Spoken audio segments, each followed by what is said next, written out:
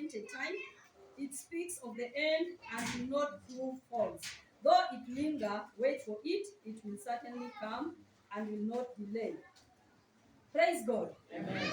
Yes, my introduction is there are seasons when we pray, believe, fast, trust God, but nothing seems to happen. We ask God, when? When is it going to happen? Nimengoja sana. Nimekaa sana. I've waited for long. But there's a proof here in Habakkuk. Habakkuk akaambiwa ya kwamba waambie, kuna mtu ako na ya Kiswahili, tengeneza, make a scroll and let it be known. Na siku hizi tumekuwa na mtindo wa kusema usiambie watu mambo yako, watafunga. What is the Bible telling us? Make a scroll and let it be known. Kabla niolewe nilikuwa naambia watu kwa kanisa, nitaolewa na harusi, nitavalishwa pete. Check. Wanashangaa, wanaangalia sasa wewe umezeeka utaolewa nini?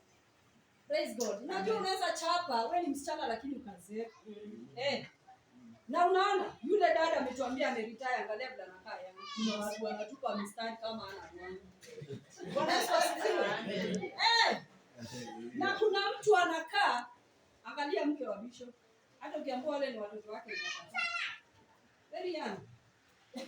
Energetic. Yaani ile speed anakimbia na itamani.